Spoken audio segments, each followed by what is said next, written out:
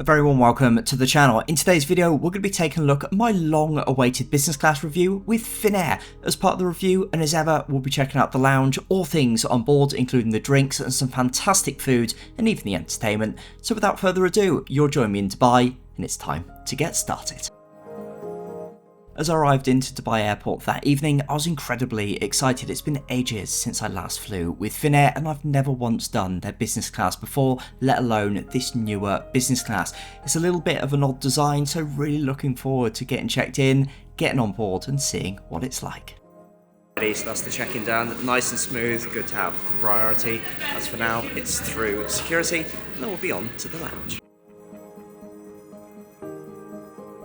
Now, for those who've travelled out of Dubai's Terminal 1, you'll know how incredibly busy it can be late into the evening. Thankfully, that night, it really wasn't that busy at all. So I flew through, got on the tram and went out to the satellite terminals where all of the flights depart. Now, when it comes to the lounges, these are all located in the upper concourse area, and there's a decent selection of lounges depending on which airline you're travelling with. More on that in just a moment. Lounge-wise this evening, unsurprisingly, Finnair don't have their own lounge here at Dubai. Unfortunately, I've been assigned the Harbour Lounge. I've had a few experiences with that in the past, and frankly, a trip to McDonald's would be far more enjoyable. So that's what we may do tonight if I can't get into the British Airways Lounge. That all being said, of course, the vast majority of you tuning into today's video won't be flying from Dubai, but be flying from Helsinki, or at the very least through it with the business class. So let's wind forward 10 or so hours just now. I'll give you an overview of what the lounges are like in Helsinki, and then you can jump back with me, and we'll jump on board with Finnair from here.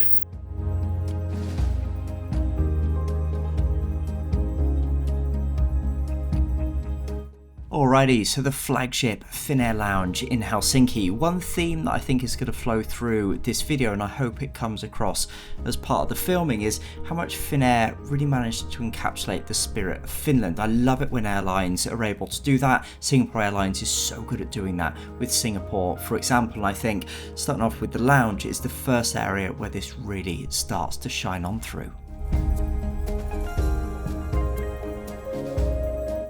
Here, in terms of the general decor, they absolutely nail that Scandi vibe. It's something, of course, you'd expect, but it's a level of execution, I think, where they do so well. Now, I was one of the first guests in on that morning, and I had the lounge pretty much to myself, which made filming incredibly straightforward. In terms of the lounge itself, it's separated into various different sections. You've got the rear area, we've got the bar, and much wider seating areas, and then the middle space, which is typically for dining.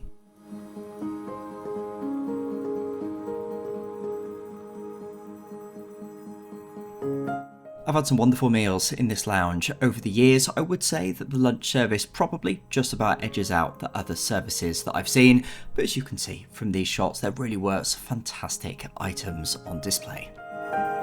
They're also pretty strong when it comes to all things drinks. They've got a hot drinks machine, so you can head up, help yourself to a coffee. There's also a dispenser for softer drinks as well. And then beyond that service bar that we saw just a moment ago, they also then have these walk-up areas where you can help yourself to white or red wines. Now, of course, no lounge review would be complete without firstly looking at some of the facilities. Now, from the general bathrooms through to the showers, I think they do really very good on this front. I was able to reserve a shower simply by pressing on the smart screen from the outside. The shower rooms then have a toilet within it, and then also a nice walk-in shower. It's a great way to freshen up between flights. And then finally, in terms of some of the general sitting areas in the lounge, there's a really good choice of options to go for. I particularly like some of the more cocoon seats with the inbuilt charging within them. It's a really nice touch. For now though, we'll head back to Dubai, we'll grab a quick McDonald's, and then we'll head down to the aircraft to board.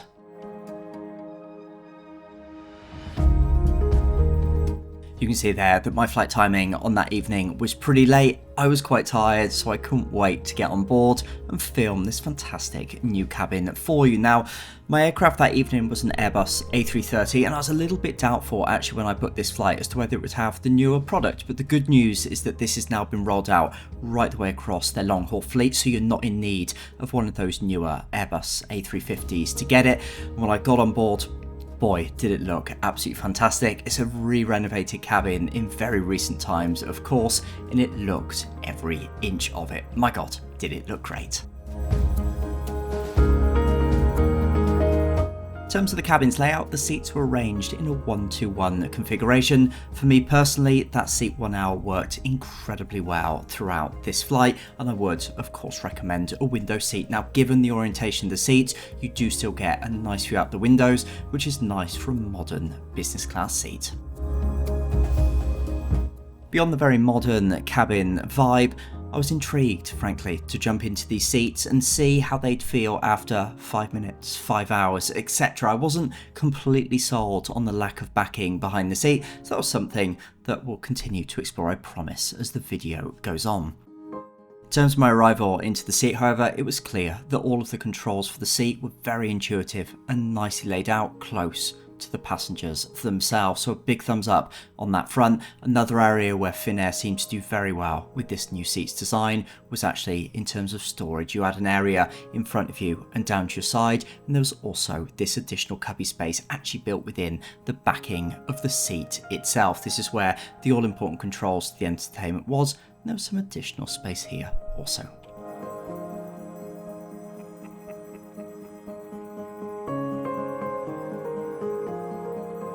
Alrighty, so that's us aboard with Finnair, the famous seat without the back. In reality, it's a lot, but I actually think it works. Over the next couple of minutes or so, we'll check out the seat together, but for now, cheers. Here's what's going to be a very interesting few hours together.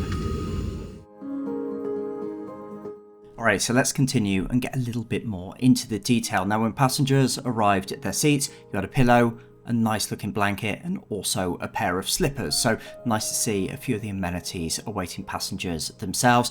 As you'll notice already, drinks were rolling around the cabin, and I must say it was a very warm welcome and a good start from the crew on board.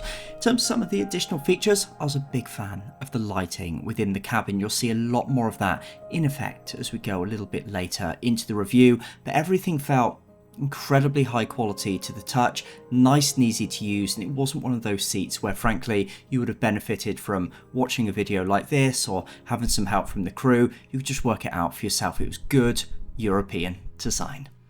In terms of some of the smarter features beyond the quality, there was also wireless charging built within the seat. That's something that I've seen in more modern business class seats, and everything from the leather to the wood felt really good.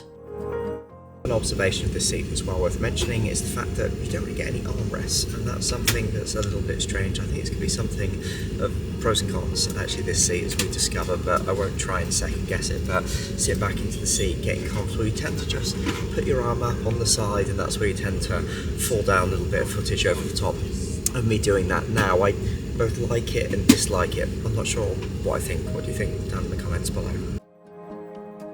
Couple of additional bits to mention. Also, there were individual air vents above, which is a nice touch, fully appreciated of course when departing from Dubai, and plenty of charging all within very easy reach.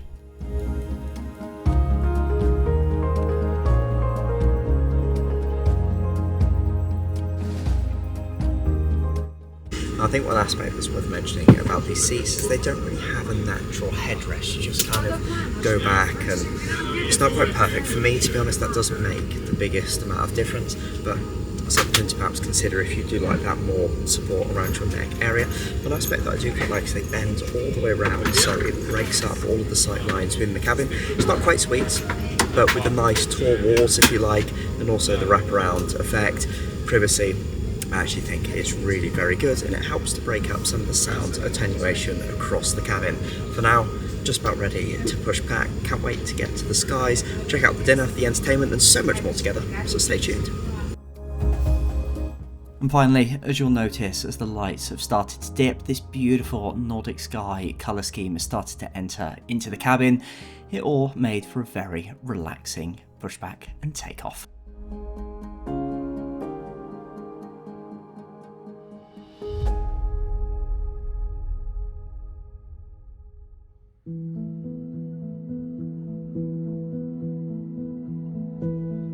Now, as you'd have seen from the flight overview screen, this was only to be a relatively short hop by long-haul standards over to Helsinki, so an awful lot to do in a very short space of time. So let's jump on in firstly and take a quick look at the Amenity kit. Now, this was presented, I would say, just about okay, and it had the basics compared to the likes of Etihad, Qatar Airways, Emirates to name but a few. This was a number of steps behind, and I think it's an area that they could do a little bit better. I think they could be slightly more generous, to be honest, on this front. Next up, we'll have a quick look at the entertainment. Now, from such a modern aircraft interior, your expectations here would be very high, and actually I think this was an area where they were really very strong. Very large touchscreen, you can see it's crisp, very quick to respond, and plenty large enough. The aircraft was also Wi-Fi enabled. Now, business class passengers did get 1 hour completely free of charge, which, to be honest with you, were just as well, because the prices were really quite high. €25 for a full flight of this duration, yeah, not great. I think they could be a lot more generous there.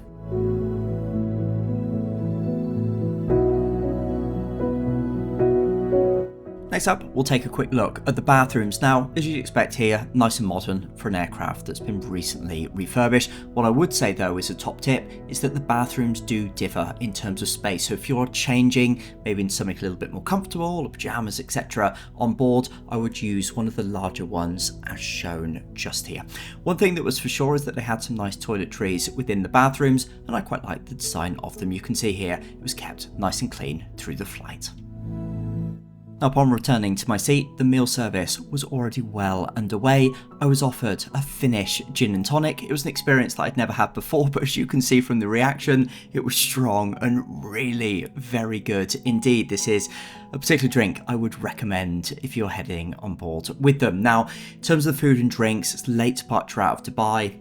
It's going to be a main meal, i.e. dinner, to start with, and then a very light snack before landing into Helsinki. We'll be doing the full dinner service together, as you'd fully expect, and I did think actually from a menu point of view it looked really inviting indeed. On the drinks front, good selection here, certainly in terms of depth of choice, both on the wine front, and they did have proper champagne on board, which was also very good to see. There's also a decent range of soft drinks and also cocktails, as we've already discovered as well.